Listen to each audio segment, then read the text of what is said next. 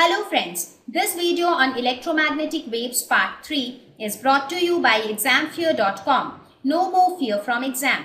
Please make sure that you have watched part 1 and part 2 before going ahead with part 3. So what did Maxwell do to modify the Ampere's circuital law? Maxwell said that if Ampere's circuital law had to be correct, in that case, there has to be some current existing between the plates of the capacitor as well.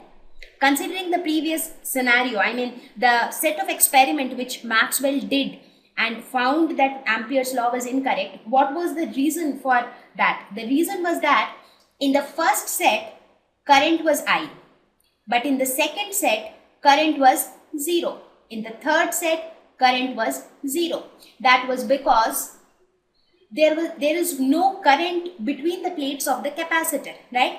So Maxwell told that there is a possibility that Ampere's law is correct, but there is some current which also exists between the plates of the capacitor. So Maxwell assumed this and started his work. He assumed that there is a current which exists even between the plates of the capacitor. Now the question was, what can give rise to current between the plates of the capacitor? Because outside the capacitor in the circuit, what was that current? That current was nothing but the flow of electrons, right? So that means that was due to the flow of charges. That current existed, but between the plates of the capacitor there was no conduction of charges. So what can give rise to current there? Maxwell said that between the plates we have one thing which is electric field, right? Between the plates of the capacitor you have your electric field directed from the positive plate towards the negative plate. So you have electric field between the plates of the capacitor. Now what will be the magnitude? So between the plates exists electric field E. Now when I talk about the magnitude of this electric field E, it will be given by the potential difference between the plates. Let us suppose that is V, divided by the distance between the plates, and let us call that distance as D. Let us suppose that the distance between the plates is D. So electric field will be equal to V divided by D. Now what is V in terms of capacitance? Let us suppose that the capacitance of the capacitor is C. We know that V is nothing but the charge on the plates of the capacitor divided by the capacitance of the capacitor. So this is nothing but Q divided by what is C? Capacitance of a parallel plate capacitor is given as A epsilon naught divided by D. We have studied all these things in our previous lessons, right? So this D and D will get cancelled. So we get Q divided by A epsilon naught. So this is the magnitude of the electric field present between the plates of the capacitor. And what about the direction of electric field? Now direction of the electric field is perpendicular to the selected surface. So electric field is always perpendicular to the surface, right? So if I am considering this plate of the capacitor as the surface, so your electric field is perpendicular like this. Similarly, if I consider this plate, again your electric field is perpendicular to this surface. So that means the magnitude of electric field will be given by Q divided by A epsilon naught, where Q is the charge on the plate of the capacitor and A is the area of the plates. And direction of electric field would be perpendicular to the surface. So now if you look at the value of the electric field between the plates of the capacitor and outside the capacitor, what do you see? You see that electric field is 0 outside the plates. That means outside this region electric field is 0. Electric field is 0 here. Again electric field is 0 here. But electric field is equal to Q divided by A epsilon naught between the plates. That means the value of electric field between the plates is given by Q divided by A epsilon naught. That means what did he observe? He observed that electric field was something which existed only between the plates of the capacitor. It did not exist outside. So that means maybe there is some current which exists between the plates of the capacitor because of this electric field. Because outside in the circuit, the current exists because of the conduction, because of the movement of charges. But inside the plates of the capacitor, there is electric field which is not there outside. So maybe because of that electric field, there is some current which is existing between the plates of the capacitor. So what did he said? He calculated because of this. Now since electric field exists between the plates, there will be an electric flux through the surface. So what would be the electric flux through the surface? So electric flux through the surface would be equal to phi, that is equal to electric field into area.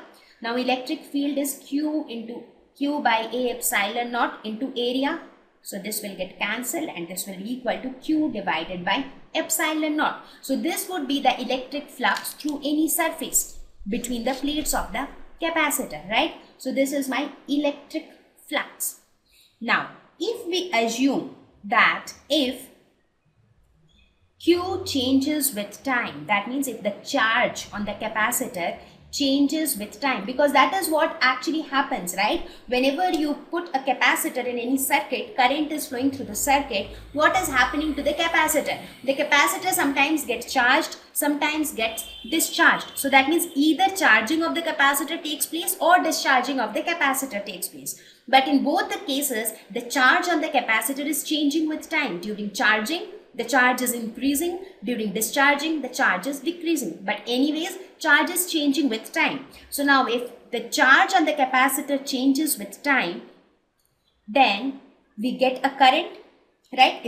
Because whenever there is a change of charge with time, we get current. So we can say that if we say there is a current, so this current will be nothing but dq by dt. Right? Now, if you look at this expression, you can see that if you differentiate both sides of this expression, this is your expression, phi e is equal to q divided by epsilon naught.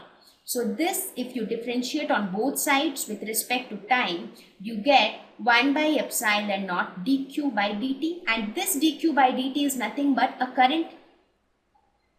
Right? So this current can be written as, dq by dt is equal to epsilon naught d phi e by dt. That means this current arose because of the change of electric flux with time. And this electric flux arose because of the presence of the electric field between the plates of the capacitor, right? So this current was known as displacement current. So this current was denoted as I with a subscript d, and this came to be known as displacement current, right? So what did Maxwell say? Maxwell said that changing electric field gives rise to displacement current, right? Because since this electric field was changing with time, because the charge is changing with time, so the electric field is changing with time, and this electric field or this changing electric field gave rise to something known as displacement current. So that means now if we apply the Ampere's circuital law in our previous slide, the scenario which we considered there, in that case, in the first scenario the current was I. In the second scenario, the current is not equal to 0. Now the current is equal to ID, that is displacement current. Similarly, in the third scenario also, the current is equal to ID, that is the displacement current, because your surface passes through the area between the plates of the capacitor, and that area has displacement current. So that means your current will not be equal to 0. Now you will ask, but how do I know that this displacement current will be equal to this current or not? That is how the Ampere's law is true. I mean that this shows that there is some current between the plates of the capacitor. There is some current which is flowing through the circuit. Now since we are using Ampere's circuital law to prove this, we say that there are at certain regions the total current has to be the same. Now at certain points there is no displacement current, there is only conduction current. And at certain points, there is no conduction current, there is only displacement current. Not to worry, we will talk about, or we will discuss certain points about displacement current just after a while. For now, you just try to understand how Maxwell corrected Ampere's law. So let us have a quick review. Maxwell first proposed that a changing electric field should also be able to produce a magnetic field. So for that, his first observation was that there was some gap in the Ampere-Circuital law. He said that there is something missing in the Ampere-Circuital law. So what he did?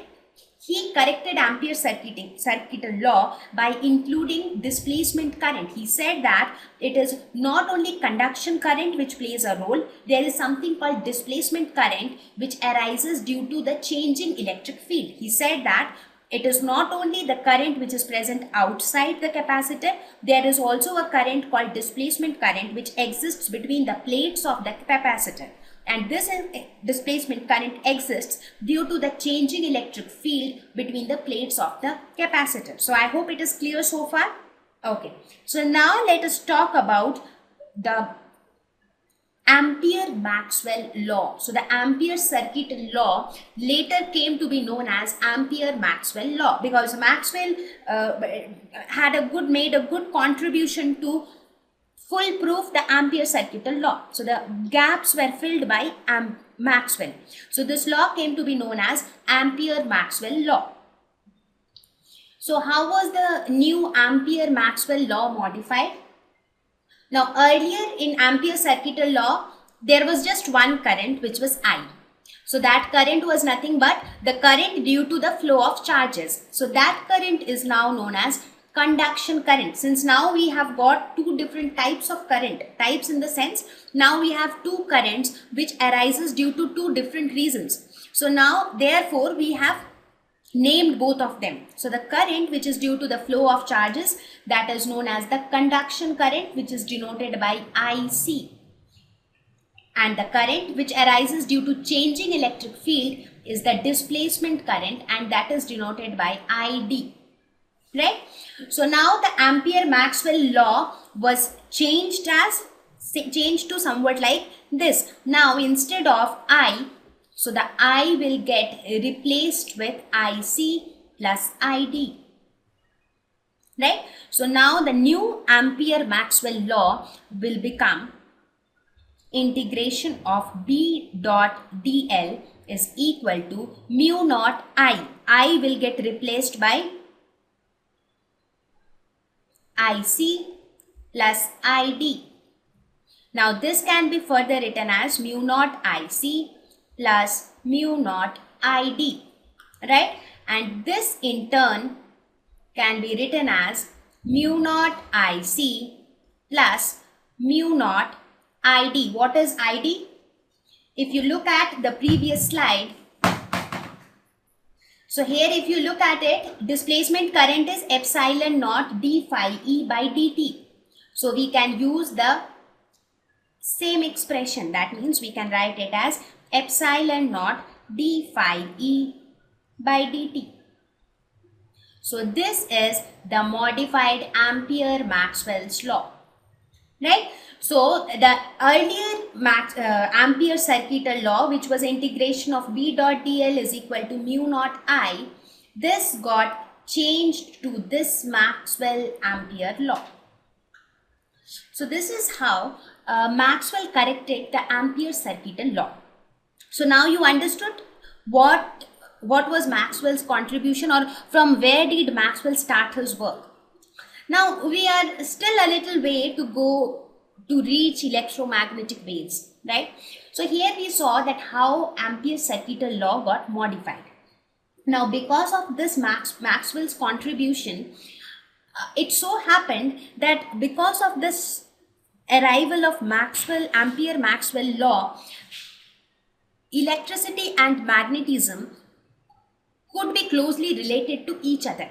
That means Maxwell came up with a set of equations which related electricity and magnetism directly to each other. So we will look at those set of equations.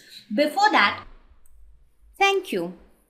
Please visit examfear.com to watch free educational videos, try free online tests, get the best quality study materials, study from the best tutors and mentors, and much more. Thank you once again.